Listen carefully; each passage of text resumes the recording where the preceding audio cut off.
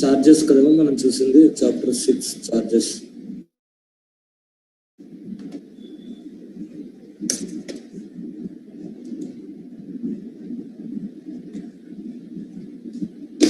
Chapter 6 charges.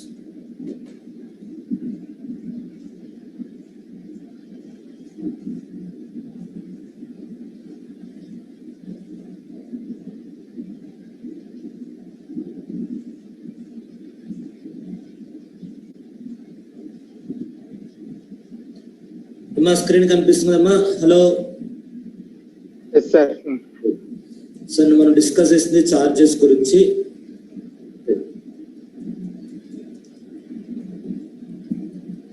Next ఇక్కడ ఉన్నమ్మా charge creation. ఇప్పుడు మనం డిస్కస్ చేసింది ఏంటంటే చార్జ్ క్రియేషన్ గురించి సరే రిజిస్ట్రేషన్ ఆఫ్ చార్జెస్ మనం డిస్కస్ చేసాం కదమ్మా. చార్జ్ క్రియేషన్ అంటే ఏంటి? చార్జ్ క్రియేషన్ అంటే ఏంటంటే borrowing money and giving assets as a security. Borrowing money and giving assets as a security. Okay, borrowing money and giving assets as a security. Creation of charge, registration of charge. So creation of charge అంటే ఏంటి? Borrowing money and giving assets as a security. And registration of charges అంటే ఏంటి? Means entering the details of intimating the details of charge to the ROC. Means intimating the details of charge to the ROC.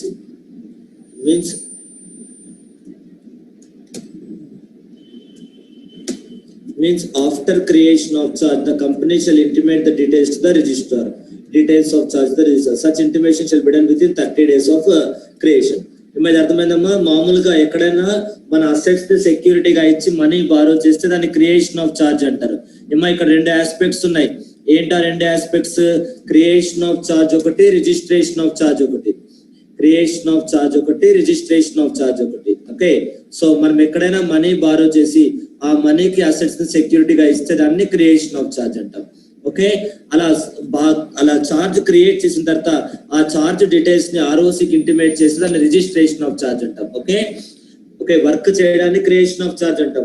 చేసిన work ని government కి intimate చేస్తే అది registration of charge. Okay, అది చేసిన work ని గవర్నమెంట్ కి intimate చేస్తుంది registration of charge.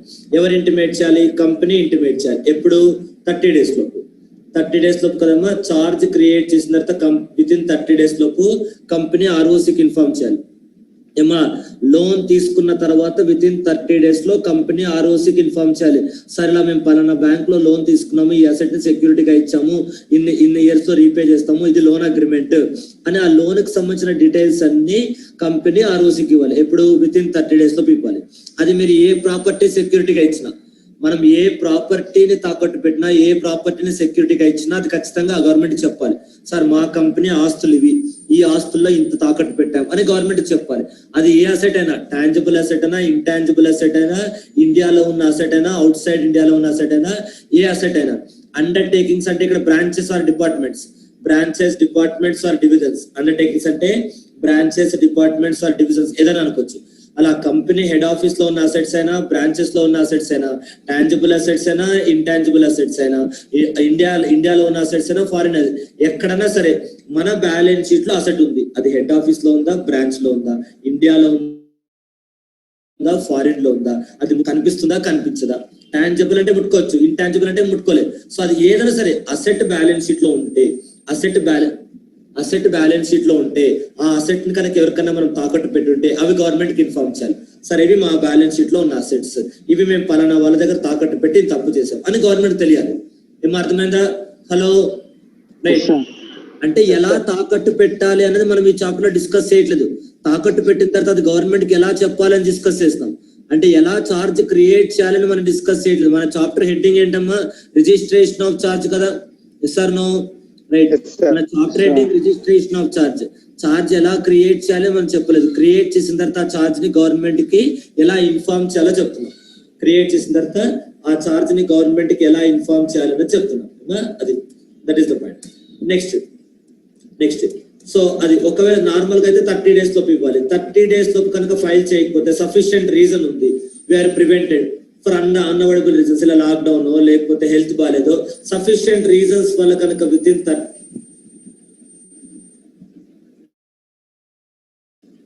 Sufficient reasons వల్ల విత్ ఇన్ 30 days లో కనుక ఇన్ఫార్మ్ చేయకపోతే నెక్స్ట్ విత్ ఇన్ ఇంకొక మీకు 300 days టైం ఇస్తారు. 31 నుంచి 300 days టైం ఇస్తారు. ఆ 300 days లోపు ఇన్ఫార్మ్ చేయొచ్చు. ఫస్ట్ 30 days లోపు కనుక ఇన్ఫార్మ్ చేయకపోతే డిలే చేసి అప్లికేషన్ పెట్టాలి. సార్ మేము లోన్ తీసుకొని 3 నెలలు అవుతుంది, యాక్చువల్ గా నెలలోపే ఇన్ఫార్మ్ చేయాలి, కానీ 3 నెలలు అవుతుంది, 30 days లోపు ఇన్ఫార్మ్ చేయాలి, 30 days దాటిపోయింది, మేము చూసుకోలేదు సార్, బై మిస్టేక్ చూసుకోలేదు అని చెప్పి ఒక అప్లికేషన్ పెట్టాలి. అప్లికేషన్ ఎందుకు? కండోన్ అంటే ఎక్స్క్యూజ్ చేయమని అర్థం.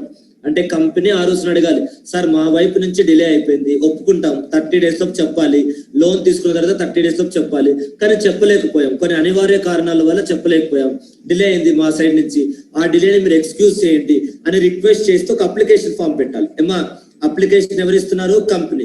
ఎవరికి ఇస్తున్నారు? ఆర్ఓసికి. ఆ అప్లికేషన్ ఏ ఫార్మాట్ లో ఉంటుంది? ఈ ఫార్మాట్ లో ఉంటుంది. ఏముంటుంది ఆ అప్లికేషన్ లో అంటే మా డిలేని ఎక్స్క్యూజ్ చేయమని చెప్పి కంపెనీ ఆర్ఓసిని అడిగిన రిక్వెస్ట్ ఉంటుంది. ఏమో అప్లికేషన్ లో ఏముంటుందమ్మా? హలో,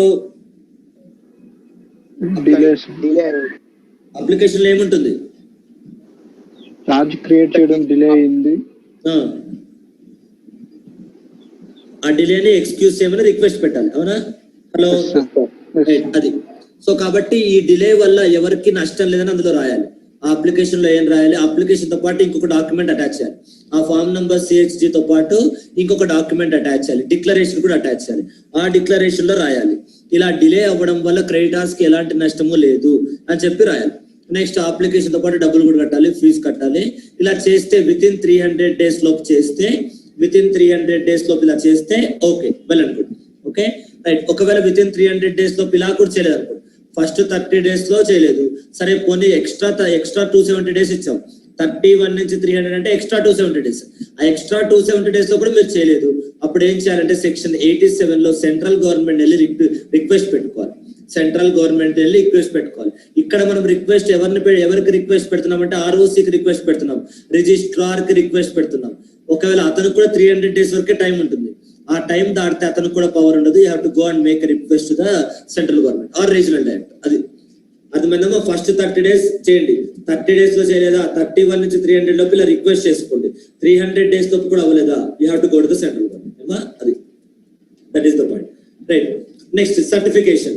మన చార్జ్ రిజిస్టర్ అయిందని ఆ రోజు మనకు ఒక సర్టిఫికేట్ ఇస్తాడు. బాబు మీరు మాకు ఏదైతే లోన్ డీటెయిల్స్ ఇంటిమేట్ చేస్తారో అది గవర్నమెంట్ రికార్డ్స్ ఎంటర్ చేసుకున్నాం అని సర్టిఫికేషన్ ఇస్తారు. అర్థమైందామా? మనం గవర్నమెంట్ కి ఫైల్ చేసింది గవర్నమెంట్ రిసీవ్ చేసుకున్నారు, అది గవర్నమెంట్ రికార్డ్స్ లో ఎంటర్ చేశారు అని మనకు ఒక కన్ఫర్మేషన్ లెటర్ ఇస్తారు. ఆ కన్ఫర్మేషన్ లెటర్ నే సర్టిఫికేట్ అంటాం. ఏమో అక్నాలెడ్జ్మెంట్ అంటారు కదా మీరు మామూలుగా. హలో, మనం ఎవరికైనా ఏదైనా ఇన్ఫార్మ్ చేస్తే అది వాళ్ళు రిసీవ్ చేసుకున్న తర్వాత ఎస్ రిసీవ్ చేసుకున్నాము అని చెప్పి ఇన్ఫార్మ్ చేస్తారు, దాన్నే అక్నాలెడ్జ్మెంట్ అంటారు. అలా దాన్నే ఇక్కడ మనం సర్టిఫికేట్ అంటున్నాం అంతే. అక్నాలెడ్జ్మెంట్ అనకుండా సర్టిఫికేట్ అన్నాం. ఎస్ మీరు మాకు ఏదైతే ఇచ్చారో మేము రిసీవ్ చేసుకున్నాము, గవర్నమెంట్ రికార్డ్స్ లో ఎంటర్ చేసాము అని సర్టిఫికేట్ ఇస్తున్నారు. అది ఓకే. అది నెక్స్ట్ ఇప్పుడు రిజిస్టర్ చేస్తే ఏంటి, చేయకపోతే ఏంటి అని చూస్తున్నాం. ఇక్కడ మనకు 2 సైడ్ హెడ్డింగ్స్ ఉన్నాయి చూడండి. Most important side headings for the entire chapter. మీకు ఎగ్జామ్ పాయింట్ ఆఫ్ వ్యూ లేదా కెరియర్ పాయింట్ ఆఫ్ వ్యూ కూడా ఈ చాప్టర్ చాలా ఇంపార్టెంట్. ఆ చాప్టర్ లో ఇప్పుడు మనం డిస్కస్ చేయబోయే 2 కండిషన్స్ కూడా చాలా ఇంపార్టెంట్, టెక్నికల్ పాయింట్స్ ఇవన్నీ. ఇప్పుడు దాకా అన్నంత ప్రొసీజర్ జస్ట్ ఇన్ఫార్మ్ చేయడం, పోస్ట్ మ్యాన్ జాబ్ అంతే. ఇలా లోన్ తీసుకున్నాం సార్ కంపెనీకి చెప్పడం, ఒక పేపర్ మీద రాసి ఒక ఫార్మాట్ రాసి Vijay limited taken loan from HDFC bank 100 crores loan building and land is secured అని రాస్తున్నాం అంతే. అక్కడ డీప్ సబ్జెక్ట్ నాలెడ్జ్ ఏం లేదు, చెప్పడం అంతే, చేసాము అని చెప్తున్నాం అంతే. ఏమర్థమైందా? హలో, ఇప్పుడు దాకా చేసింది ఏంటంటే ఒక ప్రొసీజర్. ఒకసారి అర్థం చేసుకుంటే ఎవరైనా చేస్తారు. ఇలా లోన్ తీసుకున్నప్పుడు ఈ అప్లికేషన్ ఫామ్ ఫిల్ చేయాలి, అందులో కంపెనీ ఊరు పేరు అడ్రస్ అన్ని ఉంటాయి, లోన్ డీటెయిల్స్ ఉంటాయి, ఫిల్ చేయాలి, loan amount, bank name, security ఏమి ఇచ్చారు, ఎన్ని రోజులకు లోన్, ఆ పర్టికులర్ ఫిల్ చేసి ROCకి ఫైల్ చేయాలి. అంత ఒక ప్రొసీజర్. సబ్జెక్ట్ నాలెడ్జ్ ఏం లేదు. మీకు సబ్జెక్ట్ నాలెడ్జ్ ఉన్నదంతా ఈ DE పాయింట్ లో. అది కాబట్టి ఈ చాప్టర్ కి కోర్ పాయింట్స్ ఇవన్నీ. ఇప్పుడు దాకా మనం డిస్కస్ చేస్తామని ప్రొసీజర్. సబ్జెక్ట్ నాలెడ్జ్ లేని వాళ్ళని సరే ఒకసారి నేర్చుకుంటే వాళ్ళే చేసేస్తారు, ఒకసారి నేర్చుకుంటే వాళ్ళే చేస్తారు, ఎవరైనా చేయొచ్చు. దట్ ఇస్ నాట్ ప్రొసీజర్ అంతే. కాకపోతే ఇప్పుడు మనం చదువుకోబోయే D సైడ్ హెడ్డింగ్స్, ఈ side headings fully loaded information. Subject బాగా ఉన్న టెక్నికల్ నాలెడ్జ్ అంతా ఇందులోనే ఉంటుంది. రైట్. ఏమో ఇది నేను డిస్కస్ చేశాను కదా. Subsequent registration of charge shall not prejudice any right acquired in respect of any property before the charge is actually registered. అంటే ఏంటి సబ్సిక్వెంట్ రిజిస్ట్రేషన్ అంటే? నేను చెప్పాను కదమ్మా, ఎక్స్టెండ్ 30 days కాకుండా తర్వాత 31 నుంచి 300 ఎక్స్టెండ్ చేశారు కదమ్మా, దాన్ని సబ్సీక్వెంట్ రిజిస్ట్రేషన్ అంటారు. అంటే registration during the extended period, registration during the extended period. First 30 days లో కాకుండా 300 days లో ఏదైతే ఎక్స్ట్రా ఇచ్చారో ఆ ఎక్స్ట్రా డేస్ లో రిజిస్టర్ చేయడాన్ని సబ్సీక్వెంట్ రిజిస్ట్రేషన్ అంటారు. అంటే అక్కడ subsequent to 300 days, subsequent to 30 days, sorry subsequent to 30 days. ఏమో అర్థమైందమ్మా సబ్సీక్వెంట్ రిజిస్ట్రేషన్ అంటే ఏంటన్నది? హలో హలో ఏమో అర్థమైందా? సబ్సీక్వెంట్ రిజిస్ట్రేషన్ అంటే ఏంటన్నది? ఏంటి సబ్సీక్వెంట్ రిజిస్ట్రేషన్ అంటే ఏంటి? సబ్సీక్వెంట్ రిజిస్ట్రేషన్ అంటే ఏంటి సార్? 30 days లో పే చేయకపోతే ఎక్స్టెన్షన్ 300 days ఇస్తారు కదా సార్. ఏదైతే 30 days క్రాస్ అయిందో దాన్ని సబ్సిక్వెంట్ రిజిస్ట్రేషన్ కింద మనం అది 31 నార్మల్ 30 days లోపు చేస్తే మెయిన్ రిజిస్ట్రేషన్, 31 to 300 లోపు చేస్తే సబ్సిక్వెంట్ రిజిస్ట్రేషన్. ఓకేమా? అది సో ఆ లోపు ఏం చేసినా కూడా అంటే మీరు ఫస్ట్ 30 days లో రిజిస్టర్ చేసినా అప్పిచ్చినోడికి ఏం నష్టం లేదు, తర్వాత 31 to 300 days లో చేసినా అప్పిచ్చినోడికి ఏం నష్టం లేదు. కాకపోతే మీరు అడిషనల్ గా ఫీజు కట్టాలి అంతే, మీరు అడిషనల్ గా ఫీజు కట్టాలి అంతే. అప్పిచ్చినోడికి దానివల్ల నష్టం లేదు, అది మీరు అర్థం చేసుకోవాల్సింది. మీరు ఫస్ట్ 30 days లో చేసినా banker is safe, banker will have control over your property. First 30 days లో చేయలేదు, తర్వాత 31 days లో చేశారు, అయినా సరే banker will have full rights. Okay, కాబట్టి మీరు డిలే చేసినంత అది కామన్ సెన్స్ లాజిక్ కదమ్మా. మన సైడ్ ని డిలే చేస్తే దానివల్ల బ్యాంకర్ నష్టం వస్తుందంటే ఎలా? 30 days లో చేయలేదు, సరే తర్వాత లేట్ గా చేశారు, దానివల్ల బ్యాంకర్ కి ఏదైనా ఎఫెక్ట్ అవుతుంది అనేది కరెక్ట్ కాదు, దానివల్ల బ్యాంకర్ కి ఏదైనా ఎఫెక్ట్ అవుతుంది అనేది కరెక్ట్ కాదు. ఇది చూడండి అమ్మా, స్టడీ మెటీరియల్ ఎక్స్ప్లెనేషన్ ఇచ్చారు, దానికి నేను డిస్కస్ చేశాను. ఇది సబ్సీక్వెంట్ రిజిస్ట్రేషన్ అంటే ఏంటంటే స్టడీ మెటీరియల్ ఒకసారి ఎక్స్ప్లెనేషన్ ఇచ్చారు చూడండి. In other words, rights of the lender or charge holder shall not get affected. Rights of the lender అంటే అప్పిచ్చినోడు షల్ నాట్ ఎఫెక్టెడ్, వాడికి ఏం నష్టం లేదు, మీరే అడిషనల్ ఫీజు కట్టాలి అంతే. 31 days నుంచి 300 days లో రిజిస్టర్ చేస్తే బ్యాంకర్ కి వచ్చే నష్టం ఏం లేదు, మీ ప్రాపర్టీ మీద వారికి ఎప్పుడు రైట్స్ ఉంటాయి. ఎందుకంటే బ్యాంకర్ కి మనం రైట్స్ ఇస్తుంది క్రియేషన్ ఆఫ్ చార్జ్, అది ఆల్రెడీ అయిపోయింది. ఇప్పుడు మనం చేస్తుంది ఓన్లీ ఆర్ఓసికి ఇన్ఫార్మ్ చేయడానికి అంతే. మనం ఆర్ఓసికి ఇన్ఫార్మ్ చేస్తే ఏంటి, చేయకపోతే ఏంటి, బ్యాంకర్ కున్న రైట్స్ బ్యాంకర్ కు ఉంటాయి. అది అర్థమైందా? సో కాబట్టి ఆర్ఓసికి రిజిస్టర్ చేయడంలో లేట్ అయితే, ఆర్ఓసికి రిజిస్టర్ చేయడంలో లేట్ అయితే షల్ నాట్ గెట్ ఎఫెక్టెడ్ అంటే దానివల్ల నష్టమేం లేదు, దానివల్ల నష్టమేం లేదు. Rights of the lender shall not be affected అంటే మన ప్రాపర్టీ మీద బ్యాంకర్ కు సర్వ హక్కులు ఇచ్చాం కదా, మనం లోన్ రీపే చేసేంత వరకు బ్యాంకర్ కంట్రోల్ లోనే ఉంటుంది ప్రాపర్టీ. ఏమా yes or no? Hello right. So కాబట్టి ఇప్పుడు దాని వల్ల ఎఫెక్ట్ ఏం లేదు అని చెప్తున్నాం, దానివల్ల బ్యాంకర్ కి ఏం ఎఫెక్ట్ అవ్వలేదు.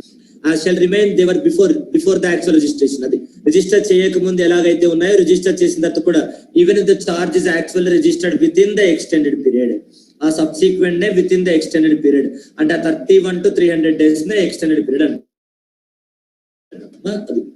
Next, where any charge is registered under section 77, any person acquiring the property or assets on which charge is registered shall be deemed to have notice of such charge from the date of registration. Shall be deemed to have notice of such charge from the date of where any charge is registered under section 77. అంటే ఒకసారి charge register చేస్తే దాని వల్ల impact ఏంటి అంటే, charge register చేయడం అంటే ఏంటమ్మా, ఛార్జ్ రిజిస్టర్ ఆ లోన్ డీటెయిల్స్ అన్ని గవర్నమెంట్ కి ఇన్ఫార్మ్ చేస్తాం, గవర్నమెంట్ వెబ్సైట్ లో మెయింటైన్ చేస్తారు, mca.gov.in వెబ్సైట్ లో మెయింటైన్ చేస్తారు గవర్నమెంట్ ఆ ఛార్జ్ డీటెయిల్స్ అన్ని. కాబట్టి అది ఎవరు కూడా నాకు తెలియదు అని ఆర్గ్యూ చేయకూడదు. మీరు ఒక కంపెనీకి లోన్ ఇచ్చారు, కంపెనీ వాళ్ళ ప్రాపర్టీని సెక్యూరిటీగా ఇచ్చారు, ఆ ప్రాపర్టీ మీకన్నా ముందు వేరే వాళ్ళకి సెక్యూరిటీగా ఇచ్చారు, ఆ విషయం మీకు తెలీదు, మీరు సరే లోన్ ఇచ్చారు అనుకున్నప్పుడు మీకు ఆ ప్రాపర్టీ మీద ఎలాంటి రైట్స్ రావు. ఎందుకంటే ఆల్రెడీ కంపెనీ ఆ ప్రాపర్టీ మీద వేరే వాళ్ళ దగ్గర నుంచి లోన్ తీసుకుంది, ఆ లోన్ విషయం ఆర్ఓసికి ఇంటిమేట్ చేసింది, ఇప్పుడు మీరు వచ్చి నాకు ఆ లోన్ విషయం తెలియదు సార్ అనుకోండి, అది మీద ఇట్స్ జస్ట్ లైక్ అమెండ్మెంట్స్. మనకు ఓల్డ్ ప్రొవిజన్ ఉంటుంది, తర్వాత ఓల్డ్ ప్రొవిజన్ మారి న్యూ ప్రొవిజన్ ఉంటుంది, న్యూ ప్రొవిజన్ ని ఐసీఐ వెబ్సైట్ లో పెడతారు అంతే, మీకు ఎవరికి చెప్పరు. ఎగ్జామ్ లో న్యూ ప్రొవిజన్ వస్తే నాకు న్యూ ప్రొవిజన్ తెలియదు అని మనం ఆర్గ్యూ చేయకూడదు. అలా ఏమా ఇక్కడ అర్థమైందమ్మా? కంపెనీ ప్రాపర్టీ మీద అప్పులు చేస్తుంటే ఆ అప్పులు గవర్నమెంట్ కి ఇన్ఫార్మ్ చేస్తారు, ఆ విషయం గవర్నమెంట్ వెబ్సైట్ లో మెయింటైన్ చేస్తారు. రేపు పొద్దున ఎవరైనా గవర్నమెంట్ వెబ్సైట్ చదవకుండా కంపెనీకి అప్పిచ్చి గవర్నమెంట్ వచ్చి సార్ నేను పొరపాటు వీడికి అప్పిచ్చేసాను సార్ అంటే గవర్నమెంట్ వచ్చి మిమ్మల్ని కాపాడరు. You understand? హలో అర్థమైందమ్మా? అంటే అందరికీ తెలుసు అన్నదే గవర్నమెంట్ భావన. గవర్నమెంట్ అజంప్షన్ ఏంటంటే everybody knows about the liabilities of every company. Deemed అంటే గవర్నమెంట్ అజంప్షన్, అది మీకు తెలుసా తెలీదా అనవసరం. గవర్నమెంట్ అలా అనుకుంటుంది. ఏమనుకుంటుంది? ఏదైతే ఛార్జ్ గవర్నమెంట్ వెబ్సైట్ లో కనిపిస్తుందో అది అందరికీ తెలుసు అన్న విషయం గవర్నమెంట్ అనుకుంటుంది. అది deemed to have notice of such charge. అది కాబట్టి ఆ విషయం మాకు తెలియదు అనకూడదు. ఓకే, అది సో డీమ్డ్ నోటీస్ ఆ రెండు కీవర్డ్స్ అమ్మా. డీమ్డ్ అంటే అజంప్షన్ తీసుకుంటున్నారు ఎవరు?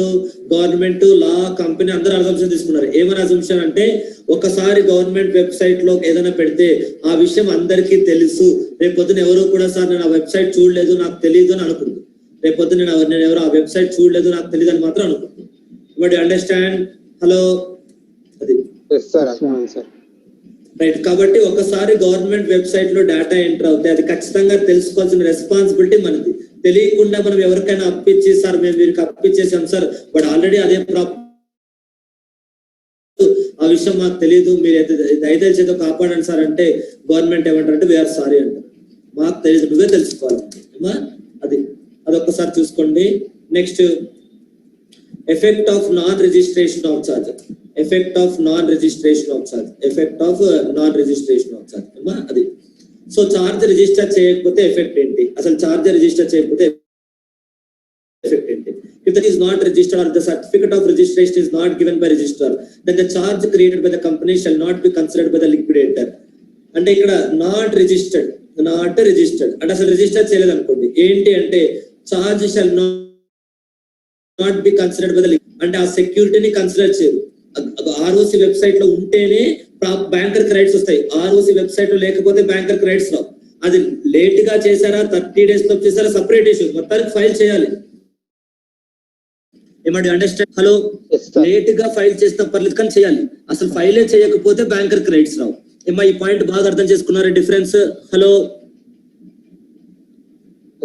ఫస్ట్ 30 days లో ఫైల్ చేశారు, మన ప్రాపర్టీ మీద బ్యాంకర్ కి రైట్స్ ఉంటాయా? ఎస్. 31 to 300 days లో ఫైల్ రైట్స్ ఉంటాయా? ఎస్. అసలు ఫైల్ చేయలేదు, రైట్స్ ఉండవు. ఏమంటే అండర్స్టాండ్? అది సో కాబట్టి ఇక్కడ పాయింట్ ఏంటంటే కంపెనీ బ్యాంకర్ కి సెక్యూరిటీగా ఇచ్చిన చార్జ్ క్రియేటెడ్ అంటే సెక్యూరిటీ గివెన్ అని అర్థం. చార్జ్ క్రియేటెడ్ అంటే సెక్యూరిటీ గివెన్ అని అర్థం. కంపెనీ బ్యాంకర్ కి ఇచ్చిన సెక్యూరిటీని షెల్ నాట్ బి కన్సిడర్డ్ అంటే కన్సిడర్ చేయరు, ఇగ్నోర్ చేస్తారు. అంటే సెక్యూర్డ్ లోన్ గా కన్సిడర్ చేయరు, అన్సెక్యూర్డ్ లోన్ గా కన్సిడర్ చేస్తారు. మన ప్రాపర్టీ బ్యాంకర్ కి ఇచ్చేసాం, బ్యాంకర్ దగ్గరే ఉంది, డాక్యుమెంట్స్ అన్ని బ్యాంకర్ పేరు మీద రాసాం, original loan documents, original land documents, pass పుస్తకాలు, పట్టా పాస్బుక్ అన్ని గవర్నమెంట్ దగ్గర బ్యాంక్ దగ్గర ఉన్నాయి. కానీ ఆ ప్రాపర్టీ మీద బ్యాంకర్ కి ఎలాంటి రైటు లేదు అన్లెస్ ఆ ప్రాపర్టీ డీటెయిల్స్ గవర్నమెంట్ వెబ్సైట్ లో ఎంటర్ చేస్తే, ఆర్ఓసి వెబ్సైట్ లో ఎంటర్ చేస్తే. అంటే ఆ సెక్యూరిటీ ఉందని ఎవరు కన్సిడర్ చేయరు. ఎవరు? ఈ లిక్విడేటర్ కానీ క్రెడిటార్ కానీ ఎవరు కూడా కన్సిడర్ చేయరు. ఏమో ఇది అక్కడ చార్జ్ క్రియేటెడ్ అంటే సెక్యూరిటీ గివెన్. ఫస్ట్ పాయింట్ అది. చార్జ్ క్రియేటెడ్ అంటే security given. Shall not be consider అంటే కన్సిడర్ చేయరు, ఇగ్నోర్ చేస్తారు. అంటే ఏంటి దాని అర్థం? Charge created shall not be considered దాని అర్థం ఏంటంటే ఇచ్చిన సెక్యూరిటీని ఎవరు కన్సిడర్ చేయరు, అందరూ ఇగ్నోర్ చేస్తారు. సెక్యూర్డ్ ప్రాపర్టీని అన్సెక్యూర్డ్ ప్రాపర్టీలో ట్రీట్ చేస్తారు. ఏమా you understand now? Hello, secured ప్రాపర్టీని అన్సెక్యూర్డ్ ప్రాపర్టీగా ట్రీట్ చేస్తారు అంతే. ఇంకా బ్యాంకర్ నెత్తిని గుడ్డేసుకోవాల్సిన అంతే, ఎంత వస్తే అంత తీసుకోవాలంతే. అదే సెక్యూర్డ్ ప్రాపర్టీ అనుకోండి, లోన్ ఇవ్వకపోతే ఆ అసెట్ అమ్మే రైట్ బ్యాంకర్ ఉంటుంది. ఇప్పుడు ఆ రైట్ ఏముండదు, ఏం రైట్ ఉండదు. బ్యాలెన్స్ షీట్ లో క్యాష్ ఉంటే తీసుకోవాలి, లేకపోతే లేదు అంతే. కాబట్టి చార్జ్ క్రియేటెడ్ అంటే security given, shall not be given అంటే ఇగ్నోర్డ్. అంటే సెక్యూరిటీ ఇగ్నోర్డ్. సెక్యూరిటీ ఇగ్నోర్డ్ అంటే ఏంటి? Secured loan is treated as an unsecured loan. ఏమో అర్థమైందా? హలో, అర్థమైందా? రెండు keywords. Yes or no? Hello, right. ఆ రెండు కీవర్డ్స్. ఎవరు ఇలా ఇగ్నోర్ చేస్తారంటే వీళ్ళు లిక్విడేటర్, క్రెడిటర్స్. That's okay. ఎవరు ఇగ్నోర్ చేస్తారన్నది కాదు మనకి పాయింట్. అసలు ఇగ్నోర్ చేయడం అంటే ఏంటి అర్థమైందా? బై అంటే ఎవరు చేస్తారు, అలా వీళ్ళు చేస్తారు, లిక్విడేటర్స్, క్రెడిటర్స్. అది ఓకే. ఓకే, మరి బేసికల్ గా ఈ point charge created shall not be considered. Charge created shall not be considered. Okay, అది ఇంతకుముందు నేను మీకు చెప్పిన దానికి అబ్జర్వ్ చేయండి. ఇచ్చిన సెక్యూరిటీని కన్సిడర్ చేయమని చెప్పామంతే, లోన్ ని కన్సిడర్ చేయమని చెప్పలేదు. ఇచ్చిన సెక్యూరిటీని కన్సిడర్ చేయమని చెప్పాం కానీ లోన్ ని కన్సిడర్ చేయమని చెప్పలేదు. అంటే సెక్యూర్డ్ లోన్ ని అన్సెక్యూర్డ్ లోన్ ట్రీట్ చేస్తాం కానీ లోన్ అయితే ఉంటుంది. ఏమో అవునా? హలో, అవును సార్. బ్యాలెన్స్ షీట్ లో లోన్ ఉంటుంది, కాకపోతే ఇంతకుముందు సెక్యూర్డ్ లోన్ అని రాస్తాం, ఇప్పుడు దిస్ ఇస్ అన్సెక్యూర్డ్ లోన్ అని రాస్తాం. అంటే ఇప్పటికీ కూడా మనం బ్యాంకర్ కి పే చేయాలి, కాకపోతే మనం ఇస్తే తీసుకోవాలి, లేకపోతే లేదు. సెక్యూర్డ్ లోన్ అంటే మనం ఇవ్వకపోయినా బ్యాంకర్ ఫోర్స్ఫుల్ గా వచ్చి మన ఆస్తులు అమ్మేసి మరీ తీసుకోవచ్చు. అన్సెక్యూర్డ్ లోన్ అవుతాయి ఏంటంటే బ్యాంకర్ ఇవ్వకపోయినా, బ్యాంకర్ అడగకపోయినా మనమే వెళ్ళి, లేకపోతే లేదు. ఏమంటే understand? Hello. Yes, sir. So non-registration of charge shall not affect the obligation of the company. Non-registration of charge shall not affect the obligation of the company for repayment of money secured by the charge. Shall not affect the obligation of the company అంటే liability of the company is not nullified అని. Not affect అంటే nullified అని అర్థం. Nullified అని అర్థం. Shall not అంటే nullify అవ్వలేదు ఏంటి? Company liability. అంటే సెక్యూర్డ్ లోన్ అన్సెక్యూర్డ్ లోన్ గా ట్రీట్ చేస్తే బ్యాలెన్స్ షీట్ లో నుంచి లైబిలిటీ బయటకి ఏం వెళ్ళలేదు కదా, ఉంది కదా, జీరో అవ్వలేదు కదా. ఏమంటే అండర్స్టాండ్? హలో. సెక్యూర్డ్ లో అదే వాళ్ళు చెప్తున్నారు. అంటే ఈ ఫస్ట్ చెప్తున్నారంటే సెక్యూర్డ్ లోన్ మీద ఉన్న సెక్యూరిటీని ఇగ్నోర్ చేశాము అని చెప్తున్నారు. దానికి ఇంకా ఎక్స్టెన్షన్ ఇది పాయింట్. అంటే సెక్యూర్డ్ లోన్ మీద ఉన్న సెక్యూరిటీని ఇగ్నోర్ చేశారంటే అన్సెక్యూర్డ్ లోన్ గా ట్రీట్ చేశారు. లోన్ ఉంది అంటే కంపెనీ లైబిలిటీ సైడ్ ఇంకా బ్యాలెన్స్ ఉంది, అదే ఈ పాయింట్. అంటే లైబిలిటీ సైడ్ నుంచి మొత్తానికి ఏం పోలేదు, కాకపోతే సెక్యూర్డ్ లోన్ నుంచి అన్సెక్యూర్డ్ లోన్ అయింది, అది అంతే. సెక్యూర్డ్ లోన్ నుంచి అన్సెక్యూర్డ్ లోన్ అయింది. లోన్ అయితే ఉంది, ఏమర్థమైందా? Charge created shall not be considered అన్నారు కానీ loan given shall not be considered అనలేదు. ఏమంటే అండర్స్టాండ్? బ్యాంకర్ మనకిచ్చిన లోన్ వ్యాలిడే, మనం బ్యాంకర్ కి ఇచ్చిన సెక్యూరిటీ వ్యాలిడ్ కాదు, అవునా? అవును సార్. బ్యాంకర్ మనకిచ్చిన లోన్ వ్యాలిడే, బ్యాంకర్ కి మనం ఇచ్చిన సెక్యూరిటీ వ్యాలిడ్ కాదు. అంటే ఈ ఫస్ట్ పాయింట్ లో ఏం చెప్తున్నారంటే బ్యాంకర్ కి మనం ఇచ్చిన సెక్యూరిటీ వ్యాలిడ్ కాదు అని చెప్తున్నారు. బ్యాంకర్ కి మనం ఇచ్చిన సెక్యూరిటీ వ్యాలిడ్ కాదు అంటారు, అంతేగాని బ్యాంకర్ మనకిచ్చిన లోన్ వ్యాలిడ్ కాదనట్లేదు. బ్యాంకర్ మనకిచ్చిన లోన్ కంటిన్యూ అవుతుందని ఇక్కడ చెప్తున్నారు. అంటే లోన్ తీసుకోవడంలో రెండు యాంగిల్స్ కదమ్మా, ట్రాన్సాక్షన్ లో టూ సైడ్స్ ఉన్నాయా? ఒక సైడ్ వాళ్ళు మనకు లోన్ ఇవ్వడం డబ్బులు, రెండో సైడ్ మనం వాళ్ళ ప్రాపర్టీ సెక్యూరిటీ ఇవ్వడం. ఏమా ఎస్ఆర్ నో? హలో. ఇక్కడ ఈ పాయింట్ లో ఏం చెప్తున్నారంటే మనం సెక్యూరిటీ ఇవ్వడానికి గురించే మాట్లాడుతున్నారు. అంటే మనం ఇచ్చిన సెక్యూరిటీ కరెక్ట్ కాదు అని చెప్తున్నారు అంతే, కానీ బ్యాంకర్ మనకి ఇచ్చిన లోన్ గురించి ఇక్కడ ఏం చెప్పట్లేదు. ఏమంటే అండర్స్టాండ్? ట్రాన్సాక్షన్ లో రెండు హాఫ్స్ ఉన్నాయి, రెండు పార్ట్స్ ఉన్నాయి. ఇక్కడ ఒక పార్ట్ గురించే మాట్లాడుతున్నారు. మనం బ్యాంకర్ నుంచి లోన్ తీసుకున్నాం, బ్యాంకర్ కి సెక్యూరిటీగా ఇచ్చాం. ఓకే, సో ఇక్కడ లోన్ తీసుకోవడంలో రెండు పార్ట్స్ ఉంటే, లోన్ తీసుకోవడంలో రెండు పార్ట్స్ ఉంటే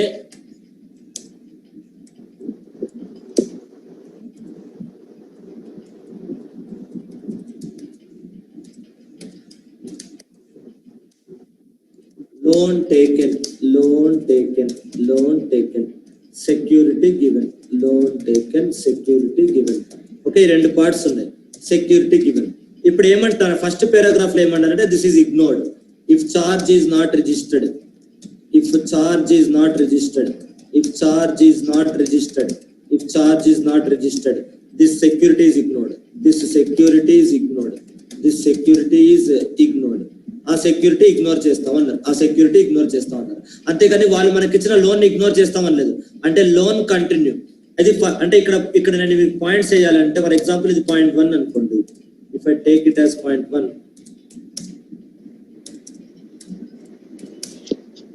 ఇది పాయింట్ 1 అనుకోండి. If I take it as point 2, ఆ రెండు బుల్లెట్ పాయింట్స్ నేను మీకు ఇలా పాయింట్స్ లో పెట్టాను అనుకోండి. ఆ రెండు బుల్లెట్ పాయింట్స్ ని if I take it as points. ఇప్పుడు ఈ ఫస్ట్ పాయింట్ లో ఏం చెప్తున్నారమ్మా? ఫస్ట్ పాయింట్ లో దీని గురించే చెప్తున్నారు. దేని గురించి? ఇచ్చిన సెక్యూరిటీ కన్సిడర్ కాదు అని చెప్తున్నారు. అంటే first point says this is first point. ఏమర్థమైందా? సెక్యూరిటీని కన్సిడర్ చేయమని. సెకండ్ పాయింట్ లో ఏం చెప్తున్నారంటే this loan continues to be valid, this loan is continues to be valid. So second point లో ఇది చెప్తున్నారు. ఏమర్థమైందా? హలో. ఈ లోన్ టేకెన్ ఏంటి? లోన్ ఏంటి? Loan banker given by the banker, given by banker to the company, given by. Important point అమ్మా, practical question వస్తుంది దీని మీద. Loan given by banker to company, this continuous to be valid అని second point లో చెప్తున్నారు. Security అంటే ఏంటి? Given by company to the banker. ఏమండి అండర్స్టాండ్? హలో. అంటే కన్క్లూజన్ ఏంటంటే దేర్ ఫోర్ కన్క్లూజన్ ఈజ్ ఏంటమ్మా? Conclusion secured loan is treated as unsecured loan. Conclusion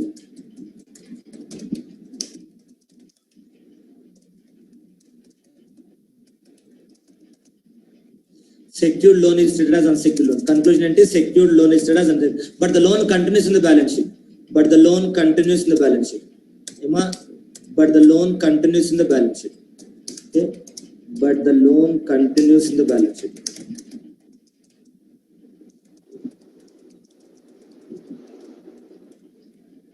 ఏమో అర్థమైందమ్మా? హలో, ఈలో ఉన్న ఫస్ట్ పాయింట్ కి సెకండ్ పాయింట్ కి ఎస్ సార్ నో? ఏమో ఈ రెండు పాయింట్స్ కి మీనింగ్ అర్థమైందా? Yes sir. Obligation shall not be affected అంటే లోన్ ఏం ఎఫెక్ట్ అవ్వదు. Charge shall not be considered అంటే చార్జ్ ఎఫెక్ట్ అవుతుంది. అది అర్థమైందమ్మా? చార్జ్ ఎఫెక్ట్ అవుతుంది కానీ లోన్ ఏం ఎఫెక్ట్ అవ్వదు అని అర్థం.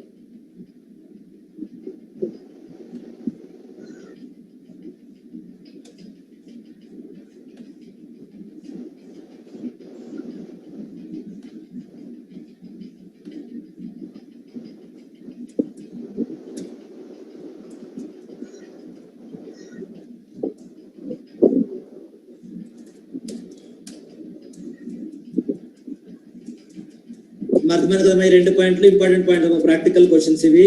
చెప్పాను కదా ఈ చాప్టర్ లోనే most technical points and most knowledgeable points ఇవి రెండు.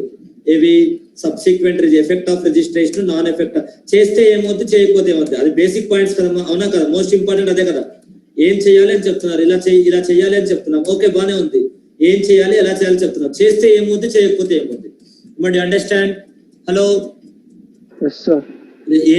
ఏం చేయాలి, కంపెనీ డ్యూటీ ఏంటి, చార్జ్ రిజిస్టర్ చేయాలి. ఏం చేయాలి, కంపెనీ డ్యూటీ, చార్జ్ రిజిస్టర్ చేయాలి. ఎలా చేయాలి, వాళ్ళు టైం ఇచ్చారు, టైము ప్రొసీజర్స్ ఇచ్చారు. చేస్తే ఏమవుతుంది, చేస్తే ఇది అవుతుంది, చేయకపోతే ఏమవుతుంది, చేయకపోతే ఇది అవుతుంది. But understand? అర్థమైందమ్మా? హలో, మోస్ట్ ఇంపార్టెంట్ అమ్మా, last side heading practical question exam లో వస్తుంది. అంటే ఇప్పుడు దాకా రాలేదు, బట్ స్టిల్ కాకపోతే ఈ చాప్టర్ మొత్తానికి హార్ట్ అది చదవకుండా ఈ చాప్టర్ మీకు ఎంత బాగా అర్థమైన, మోస్ట్ ఎస్పెషల్ ఈ పాయింట్ ఈను మోస్ట్ ఇంపార్టెంట్. ఇంకా అందులోనూ కంపేర్ చేసుకుంటే ఈ పాయింట్ ఇంకా అది ల్యాండ్ మార్క్ పాయింట్. అది ఇంకా అసలు ఈ చాప్టర్ చదవడానికి టైం లేదు సార్, 5 minutes ఉంది, ఎగ్జామ్స్ హాల్కి వెళ్ళాలి అన్నప్పుడు కూడా ఈ పాయింట్ చదువుకొని వెళ్ళండి. But understand? హలో, అది that is the most important point through out your life. అదే మోస్ట్ ఇంపార్టెంట్ పాయింట్ అక్కడ. ఓకే,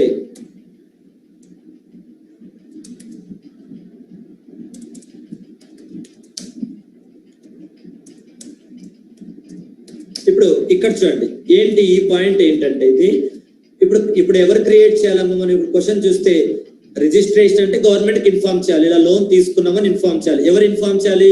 కంపెనీ కదా. Yes or no? హలో, ఎవరు ఇన్ఫార్మ్ చేయాలి? కంపెనీ ఇన్ఫార్మ్ చేయాలి.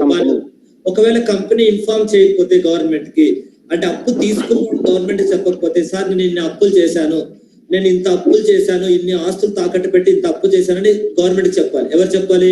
అప్పు తీసుకున్న వాళ్ళే చెప్పాలి, కంపెనీ. ఒకవేళ అప్పు తీసుకున్నాడు చెప్పలేదు అనుకోండి, అప్పుడు అప్పు ఇచ్చినాడే చెప్పాలి, తప్పదు. అర్థమైందా? Registration of charge by charge holder ఉందా, అప్పుడు అప్పు ఇచ్చినాడే చెప్పాలి. ఏమా అర్థమైందా? అది అప్పు ఇచ్చినాడే చెప్పాలి. Registration of charge by charge holder అంటే అప్పు ఇచ్చిన వాళ్ళు. చార్జ్ హోల్డర్ అంటే ఏంటమ్మా? A person to whom the security is given.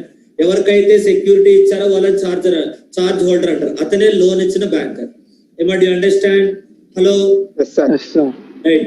Security ఎవరి చేతిలో ఉంది? చార్జ్ సెక్యూరిటీ హోల్డర్ ఎవరి చేతిలో ఉంది? సెక్యూరిటీ బ్యాంకర్ చేతిలో ఉంది, అవునా కదమ్మా? Yes or no? హలో, కాబట్టి అతను చార్జ్ హోల్డర్ అంటాం. అతని చేతిలో సెక్యూరిటీ ఉంది కాబట్టి చార్జ్ హోల్డర్ అంటాం.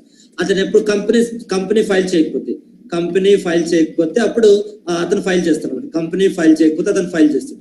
కంపెనీ విత్ ఇన్ 30 days లో ఫైల్ చేయకపోతే అతను ఫైల్ చేయాలి. ఓకే, బాగా అంటే కంపెనీ ఫైల్ చేయలేదు కాబట్టి బ్యాంకర్ వెళ్ళి గవర్నమెంట్ కి చెప్పాడు, సార్ ఇలా పలానా కంపెనీ ఉంది, డిఎఫ్ లిమిటెడ్ అనే కంపెనీ, వాళ్ళని నేను 20 కోట్ల లోన్ ఇచ్చాను, కానీ వాళ్ళ 20 కోట్ల లోను నాకు అసెట్స్ సెక్యూరిటీగా ఇచ్చారు, కానీ వాళ్ళు ఇప్పుడు దాకా గవర్నమెంట్ కి ఏమి ఇన్ఫార్మ్ చేయలేదు.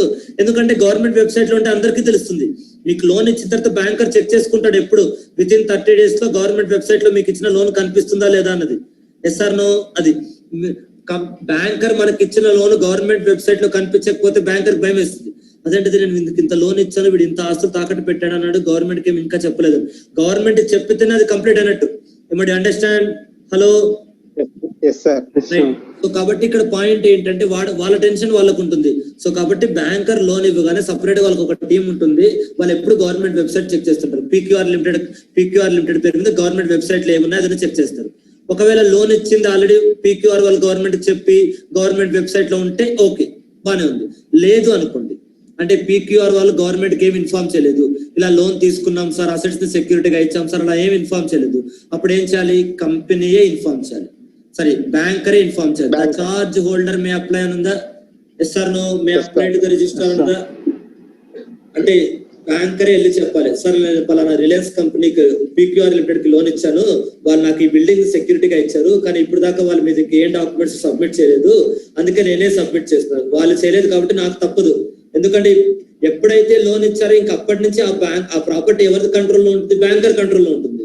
కాబట్టి బ్యాంకర్ జాగ్రత్త కోసం బ్యాంకర్ ఇవ్వాలి. అది బ్యాంకర్ వెళ్ళి గవర్నమెంట్ చెప్తాడు, ఇలా అయింది సార్ పరిస్థితి అని చెప్తే అప్పుడు ఆర్ఓసి డౌట్ వస్తుంది. ఎందుకు బ్యాంకర్ కంపెనీకి లోన్ ఇచ్చినప్పుడు కంపెనీ ఎందుకు గవర్నమెంట్ వెబ్సైట్ లో ఇన్ఫార్మ్ చేయలేదు? డిలే చేశారా? లేదా బ్యాంకర్ కి కంపెనీకి మధ్య డిస్ప్యూట్స్ ఉన్నాయా? అసలు బ్యాంకరే జెన్యూనా? ఇవన్నీ డౌట్స్ వస్తాయి.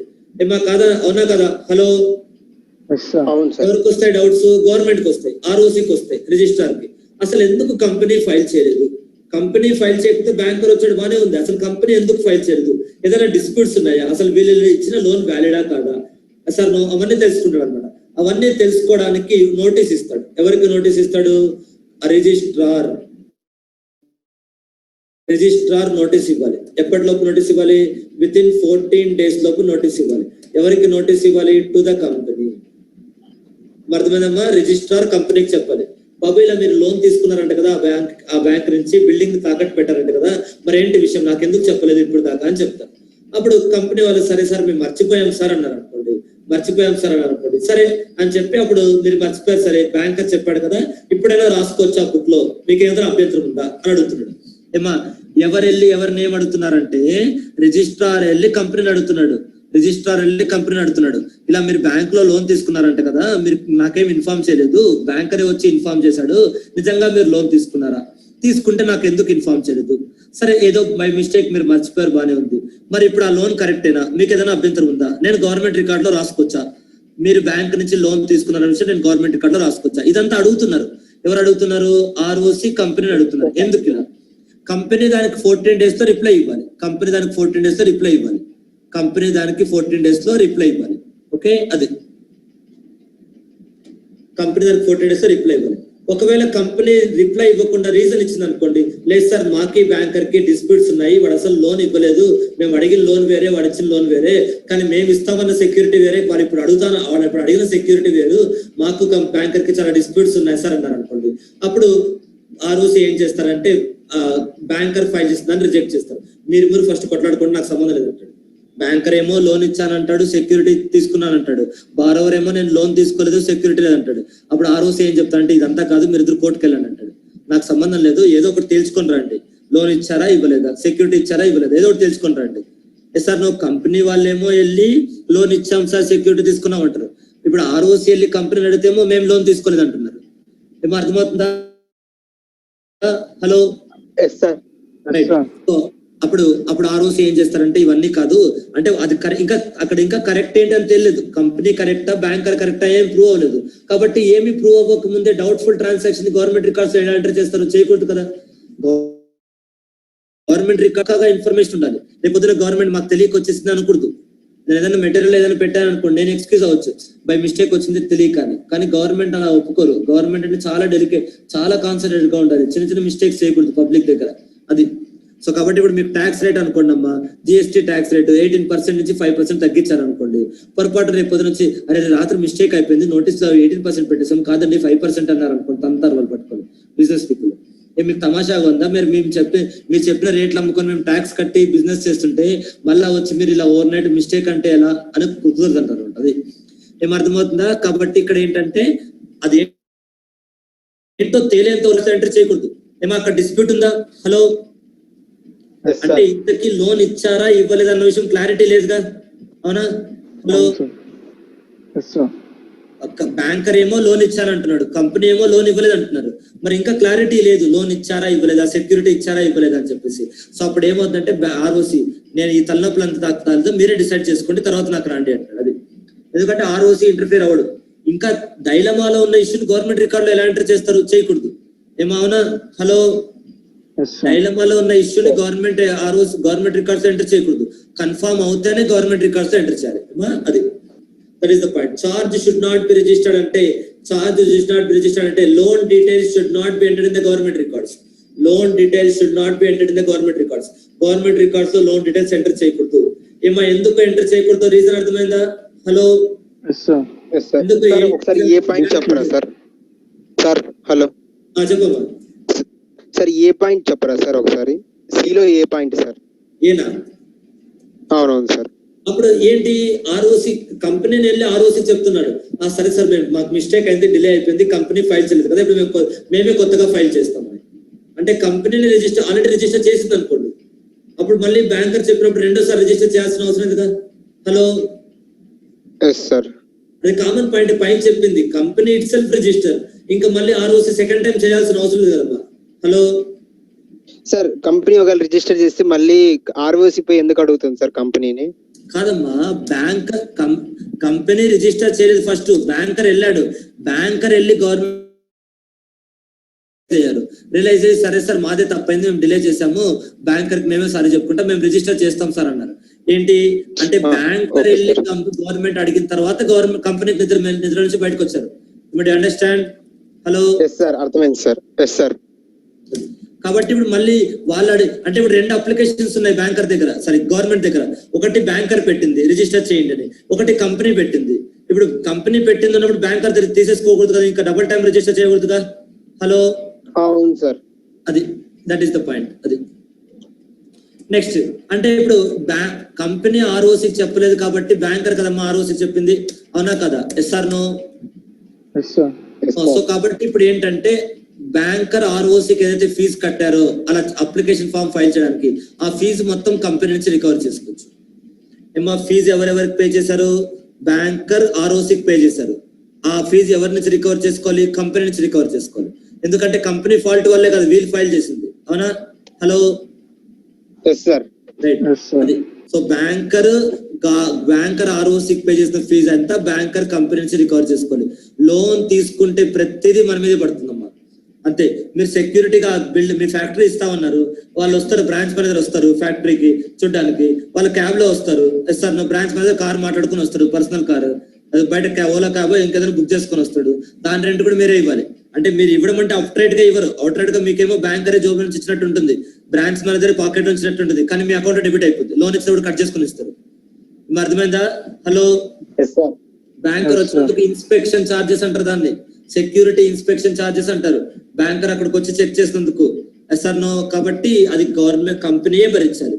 బ్యాంకర్ లోన్ ఇవ్వడానికి బ్యాంకర్ కైనా ప్రతి రూపాయి ఖర్చు కంపెనీ భరించాలి. ఇప్పుడు ఆర్ఓసి ఫైల్ చేశారు బ్యాంకర్, దానికి కూడా బ్యాంకర్ ఫీజు అయింది కదా, అవన్నీ కూడా కంపెనీ భరించాలి. మరి అండర్స్టాండ్? అర్థమైందా my point? Hello, that is the point. ఇప్పుడు అది rectification of charge by charge holder అంటే, rectification of charge by charge holder అంటే అది.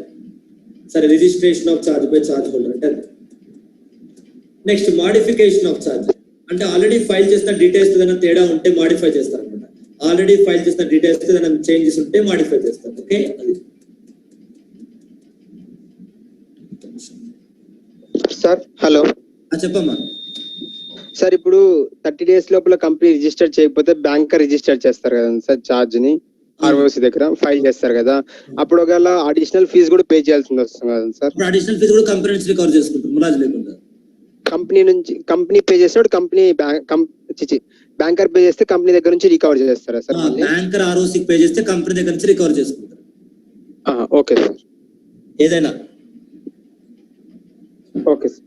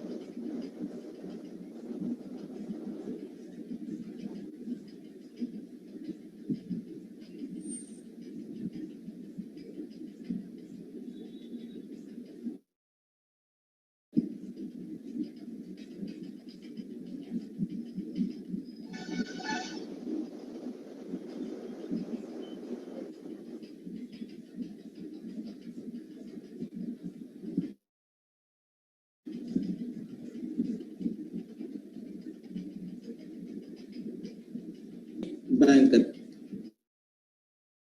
కంపెనీ ఓకే, బ్యాంకర్ కంపెనీకి లోన్ ఇచ్చాడు, అవునా? బ్యాంకర్ కంపెనీకి లోన్ ఇచ్చాడు, లైబిలిటీస్ అసెట్స్, ఈ లోన్ తీసుకొచ్చి ఇక్కడ పెడతాం, అవునా? Yes or no? లోన్ తీసుకున్నాము, ఎందుకు లోన్ తీసుకున్నాము? ఏమో స్క్రీన్ కనిపిస్తుందా? లోన్ తీసుకున్నాము. లోన్ ఎందుకు తీసుకున్నామమ్మా? ఇక్కడ లోన్ తీసుకున్నామంటే డబ్బులు వచ్చాయంటే ఖర్చు పెడతాంగా, ఖర్చు పెట్టడానికి ఇక్కడ డబ్బులు తెచ్చుకుంది, అవునా? ఆ లోన్ ఎందుకు తీసుకొని ఉంటాము? ఒక మెషినరీ కొనడానికో బిల్డింగ్ కొనడానికో లోన్ తీసుకొని ఉంటాం, అవునా? Hello, right. ఇప్పుడు ఈ లోన్ కి ఎగనెస్ట్ గా ఇక్కడ మెషినరీ వస్తుంది, ఈ మెషినరీనే వాళ్ళకి సెక్యూరిటీగా ఇస్తాం, ఏమో అంతేనే కదా? హలో,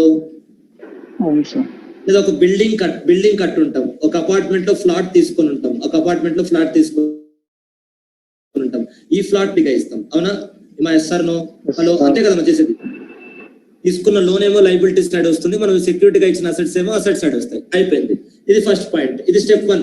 అంటే ఇదంతా మనం కంపెనీస్ యాక్ట్ లో డిస్కస్ చేయడం గుర్తుపెట్టుకోండి, నాట్ డిస్కస్. ఇప్పుడు దీన్నే చార్జ్ క్రియేషన్ అంటారు, not discussed in Companies Act 2013. ఇప్పుడు దాకా మనం ఏం చేసామో దాన్ని చార్జ్ రిజిస్ట్రేషన్ అంటారమ్మా. Whatever we have done that is treated as a charge registration.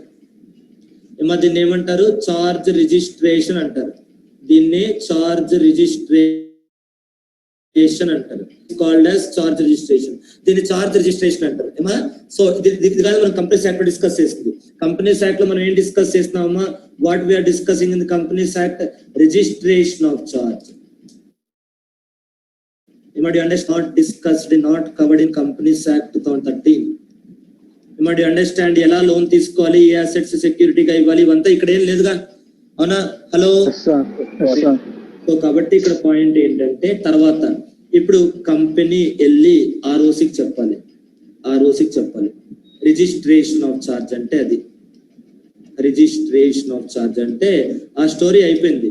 Story అయిపోయిన తర్వాత కంపెనీ వెళ్ళి ఆర్ఓసికి చెప్పాలి, ఇలా మేము ప్రాపర్టీ క్రియేట్ చేసి, అంటే ఈ స్టోరీ డీటెయిల్స్ అని చెప్పాలి, details of the above story. But you understand? Hello, అంతే, డీటెయిల్స్ ఆఫ్ చార్జ్. ఇప్పుడు మనం చాప్టర్ లో డిస్కస్ చేస్తుంది ఇదే.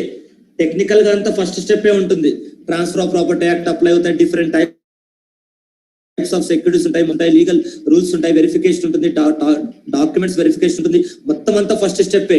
నాలెడ్జ్ అంతా ఫస్ట్ స్టెప్ లోనే ఉంటుంది, చార్జ్ క్రియేషన్. అది కావాలి అంటే మీకు ట్రాన్స్ఫర్ ఆఫ్ ప్రాపర్టీ యాక్ట్ తెలియాలి, ఇండియన్ కాంట్రాక్ట్ యాక్ట్ తెలియాలి, చాలా ప్రొవిజన్స్ తెలియాలి ఫస్ట్ అవ్వాలి అంటే. సార్ అదంతా మనకు సిలబస్ లేదు, ఓన్లీ రిజిస్ట్రేషన్ ఆఫ్ చార్జెస్ మాత్రమే అవుతాయి. డీటెయిల్స్ ఆఫ్ చార్జ్ అంటే ఏమేమి ఫైల్ చేస్తాం? డీటెయిల్స్ ఆఫ్ చార్జ్ అంటే ఏమేమి ఫైల్ చేస్తామన్నా? జస్ట్ CHG1 అని ఒక అప్లికేషన్ ఫామ్ ఉంటుంది, అది ఫైల్ చేస్తాం. CHG1 అని ఒక అప్లికేషన్ ఫామ్ ఉంటుంది, అది ఫైల్ చేస్తాం. ప్లస్ ఈ లోన్ అగ్రిమెంట్ ఉంటుంది కదా, కంపెనీకి మనకి ఒక అగ్రిమెంట్ రాసుకుని ఉంటాం కదా, లోన్ అగ్రిమెంట్. SR no? ఈ లోన్ ఇచ్చినట్టు ఆ లోన్ కి ప్రాపర్టీ సెక్యూరిటీగా ఇవ్వాలన్నట్టు ఒక అగ్రిమెంట్ రాసుకుని ఉంటాం కదా, ఆ అగ్రిమెంట్ లో రెండు కవర్ అవుతాయి. ఏంటి? వాళ్ళు మనకి ఇచ్చిన లోన్ గురించి రాసుకుంటాము, మనం వాళ్ళకి ఇచ్చిన సెక్యూరిటీ గురించి అగ్రిమెంట్ లో రాసుకుంటాం, ఏమో అవునా? హలో, అర్థమైందా? లోన్ కి అగ్రిమెంట్ కి రెండింటికి కలిసి అన్నది. హలో, ఆ అగ్రిమెంట్ లో రెండు రాసుకుంటాం, మనకు వాళ్ళ లోన్ ఎంత ఇచ్చారు, మనం వాళ్ళకి ఏం సెక్యూరిటీ ఇచ్చాం, అవునా? SR no? హలో, సో ఇప్పుడు ఆ లోన్ అగ్రిమెంట్ ని కూడా దీనికి ఫైల్ చేయాలి, ఆ లోన్ అగ్రిమెంట్ కూడా ROCకి ఫైల్ చేయాలి, లోన్ అగ్రిమెంట్ ని కూడా ROCకి ఫైల్ చేయాలి. అది సో దీన్నే మనం టెక్నికల్ గా ఏమంటున్నామంటే, ఇన్స్ట్రుమెంట్ క్రియేటింగ్ ద చార్జ్ అంటున్నాం. ఇన్స్ట్రుమెంట్ క్రియేటింగ్ ద చార్జ్ అంటే ఆ లోన్ అగ్రిమెంట్. అంటే లోన్ తీసుకున్నామన్న దానికి ఎవిడెన్స్, ఇక్కడ చూడండి అమ్మా, creating a charge shall register the particulars of such charge together with the instrument creating the charge and the MISR no? Hello, yes sir. అదే loan agreement అంటే, ఏమై CHG ఫామ్ అనేది government రాసిస్తాను, proof ఉండాలి కదా అప్లికేషన్ లో ఏం రాస్తున్నా, అవునా? హలో, అప్లికేషన్ లో నేను రాస్తాను, CHG ఫామ్ లో నాకు నోటుకు వచ్చింది రాస్తాను, ఈ బ్యాంక్ నుంచి ఇంత లోన్ తీసుకున్నానని చెప్పేసి. కానీ ప్రూఫ్ ఏంటి? ఆ లోన్ తీసుకున్నామని ప్రూఫ్ ఏంటి అంటే, ప్రూఫ్ ఉండాలిగా, ఒక అగ్రిమెంట్ ఉండాలిగా, కంపెనీకి మనకి సైన్ చేసింది, MISR నో? హలో, దాన్నే ఇన్స్ట్రుమెంట్ క్రియేటింగ్ ద చార్జ్ అంటాం. ఇది ఎప్పటిలోపు జరగాలి? 30 days లోపు జరగాలి. 30 days లోపు జరగాలి. ఒకవేళ జరగలేదనుకోండి, ఇప్పుడు తర్వాత ఏమవుతుంది?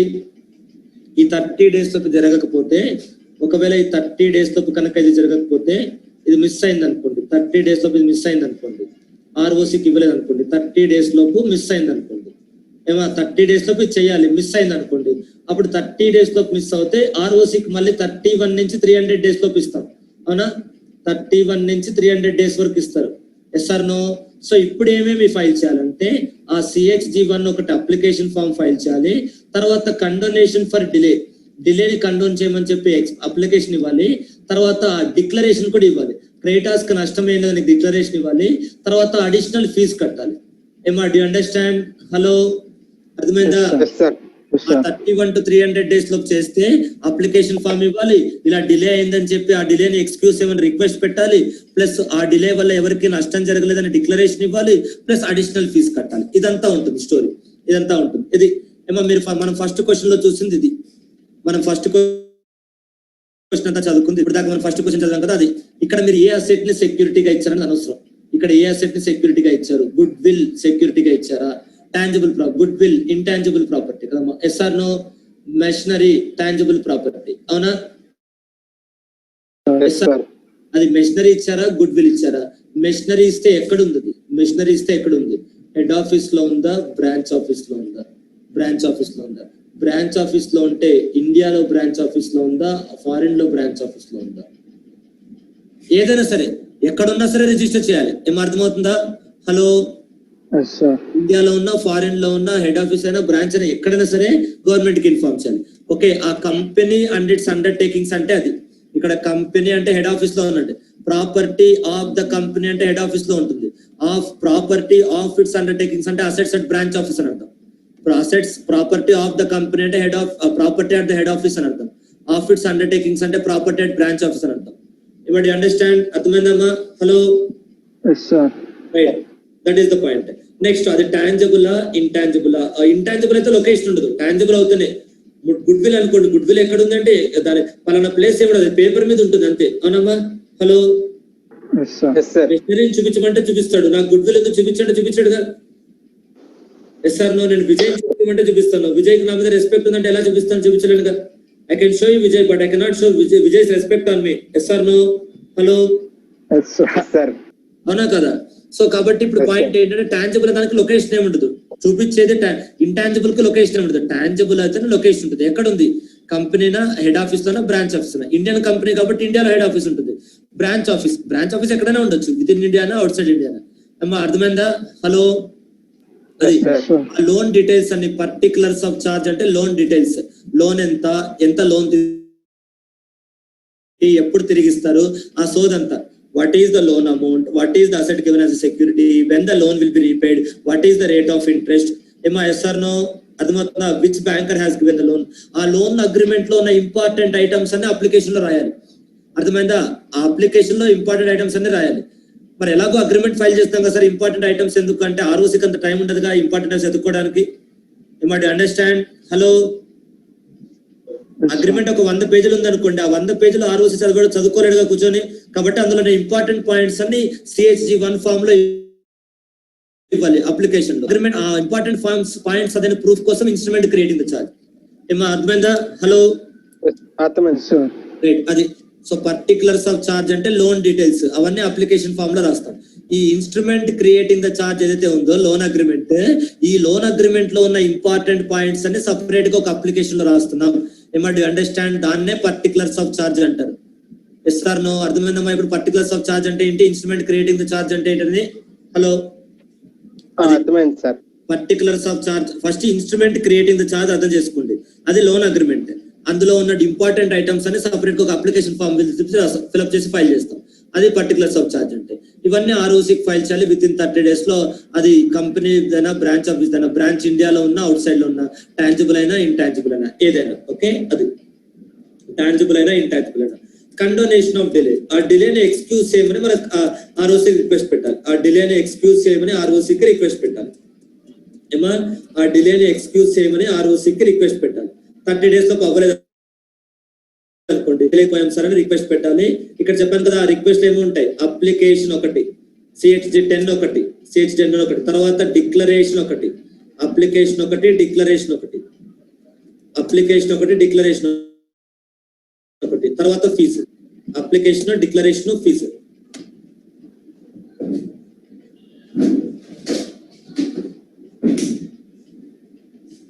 సార్ హలో సార్, CHG10 లో మనం ఎందుకు డిలే చేసామని కూడా రీజన్స్ ఉంటాయా సార్? దాంట్లో చెప్పాలి కదా ఎందుకు డిలే చేసామన్నది. ఆ ఫామ్ CHG10 కదా సార్? ఏంటమ్మా? CHD10 లో మనం ఎందుకు డిలే చేసామని చెప్పేసి రాసి పంపిస్తామా సార్? ఎక్స్క్యూజ్ కూడా చేయమని చెప్పి రాసి పంపిస్తాం CHG10 లో. Okay sir. అది దానివల్ల ఎవరికి నష్టం లేదని సపరేట్ గా మళ్ళీ ఇవ్వాలి. అప్లికేషన్ సపోర్టెడ్ బై అంటే అందులోనే లేదు, దానికి వేరే డాక్యుమెంట్ ఇది. అర్థమైందమ్మా? Okay sir. Application shall contain the declaration కాదు, application shall be supported by declaration. ఏమా yes sir no? Application shall contain declaration అంటే అందులో రాయాలని అర్థం. అప్లికేషన్ సపోర్టెడ్ బై డిక్లరేషన్ అంటే సపరేట్ గా attach. Understand? Hello yes sir. అది అప్లికేషన్ సపోర్టెడ్ బై డిక్లరేషన్ అంటే అప్లికేషన్ సపరేట్ గా అటాచ్. నేను వేసిన డయాగ్రామ్ లో కూడా సపరేట్ డబ్బాలు ఉన్నాయి కదా, డిక్లరేషన్ వేరే ఉంది కదా. హలో, అది డిక్లరేషన్ సపరేట్ గా ఉంటుంది, ఇది అప్లికేషన్, దానికి డిక్లరేషన్ ఉంది. ఓకే, అది నెక్స్ట్ ఫీజు కూడా అంతే, ఫీజు పే చేయాలి, అడిషనల్ ఫీజు పే చేయాలి. నార్మల్ ఫీజు ఓకే, దాంతో పాటు అడిషనల్ ఫీజు పే చేయాలి. నార్మల్ ఫీజు తో పాటు అడిషనల్ ఫీజు కూడా పే చేయాలి. With registration is not made with in the period of 300 days. ఒకవేళ 300 days లో 10 రిజిస్టర్ అవ్వలేదు అనుకోండి, ఒకవేళ 300 days లో 10 రిజిస్ట్రేషన్ అవ్వలేదు అనుకోండి, అప్పుడు ఎక్స్టెన్షన్ సెంట్రల్ గవర్నమెంట్ కి వెళ్ళి ఎక్స్టెన్షన్ తీసుకోవాలి. సెంట్రల్ గవర్నమెంట్ రీజనల్ డైరెక్టర్స్ ఉంటారు. సెంట్రల్ గవర్నమెంట్ యాక్చువల్ గా అంటే వాళ్ళు రీజనల్ డైరెక్టర్స్ కి పవర్స్ ఇస్తారు. అది 300 days దాటితే 87 కి వెళ్ళాలి. ఒకవేళ ఇప్పుడు మనకి ఇచ్చిన ఇది కూడా అవ్వలేదు అనుకోండి, 30 days లోపు చేయలేదు, ఓకే 30 days లోపు చేయలేదు, సరే 300 days లోపు ఇస్తాం, 30 days లో చేయలేదు, సరే వచ్చి 31 నుంచి 300 days కి ఇస్తాం. ఇప్పుడు చేశారంటే లేదు సార్ మేము ఇప్పుడు కూడా చేయలేదు, ఎస్ సార్ నో, ఇప్పుడు మీరు సెక్షన్ 87 అప్లై చేయాలి. అంటే సెంట్రల్ గవర్నమెంట్ కి వెళ్ళి రెక్టిఫికేషన్, అది డీటెయిల్డ్ ప్రొసెసర్. మళ్ళీ ఏమా అది extension of time section 87. Okay, అది కూడా మనకు ఉంది, సిలబస్ లో ఉంది, లాస్ట్ చాప్టర్ ఉంటుంది, లాస్ట్ క్వశ్చన్ ఉంటుంది, దట్ ఆల్సో డిస్కస్. అది మనం ఫైల్ చేయగానే మన దగ్గర అప్లికేషన్ మన డీటెయిల్స్ అన్ని కరెక్ట్ గా ఉన్నాయనుకోండి, అగ్రిమెంట్, ఫాము, ఫీజు, ఇక్కడ నార్మల్ ఫీజు, ఇక్కడేమో సో అన్ని కరెక్ట్ గా ఉన్నాయనుకోండి, అప్పుడు ఆర్ఓసీకి సర్టిఫికేట్ ఇస్తాడు. మనం ఎస్ మీరు మాకు ఫైల్ చేస్తున్న డీటెయిల్స్ అన్ని మేము రికార్డ్ లోకి పెట్టుకున్నాము అని ఒక సర్టిఫికేట్ ఇస్తాడు. ఏమర్థమైందమ్మా? అది CHG2 లో ఉంటుంది, మనం ఫైల్ చేస్తామని కరెక్ట్ గానే ఉన్నాయి, వాళ్ళ రికార్డ్ లో ఎంటర్ చేశారని ఒక సర్టిఫికేట్ ఇస్తారు CHG2 లో. అర్థమైంది సార్. మనం ఆర్ఓసీకి ఫైల్ చేయడాన్ని రిజిస్ట్రేషన్ అంటారు, వాళ్ళు మనకి ఇవ్వడానికి సర్టిఫికేషన్ అంటారు. ఏమో అర్థమైందా? హలో, రిజిస్ట్రేషన్ అంటే మనం చేసేది, సర్టిఫికేషన్ అంటే వాళ్ళు ఇచ్చేది. Yes or no? అది అది ఆర్ఓసీ మనకు సర్టిఫికేట్ ఇస్తాడు అనమాట. Okay, that is the point. వేరే charge registered the registrar shall issue a certificate. Certificate ఎవరికి ఇస్తున్నారమ్మా? Registrar shall issue a certificate to the company. అంటే కంపెనీ ఫైల్ చేస్తే కంపెనీకే ఇస్తారు. CHG1 అనే అప్లికేషన్ ఫామ్ కంపెనీ ఫైల్ చేస్తే కంపెనీకి ఇస్తారు. కంపెనీ ఫైల్ చేయలేదు, బ్యాంకర్ ఫైల్ చేస్తారు, బ్యాంకర్ కే ఇస్తారు. Person in who's favour the charge is created అంటే చార్జ్ హోల్డర్. ఏమో అర్థమైందా? ఆర్ఓసీకి ఎవరు అప్లై చేస్తే వాళ్ళకే సర్టిఫికేట్ ఇస్తాడు, అందులో ఇంకా ఆలోచించాల్సింది ఏముంది? ఏమో అవునా? హలో, అది ఆర్ఓసీకి ఫైల్ చేస్తే ఆర్ఓసీ కంపెనీకి సర్టిఫికేట్ ఇస్తాడు, బ్యాంకర్ ఆర్ఓసీకి ఫైల్ చేస్తే ఆర్ఓసీ బ్యాంకర్ కి సర్టిఫికేట్ ఇస్తాడు. అది that's it. Remaining we'll discuss in the next class. Bye, see you. Bye sir. Thanks sir.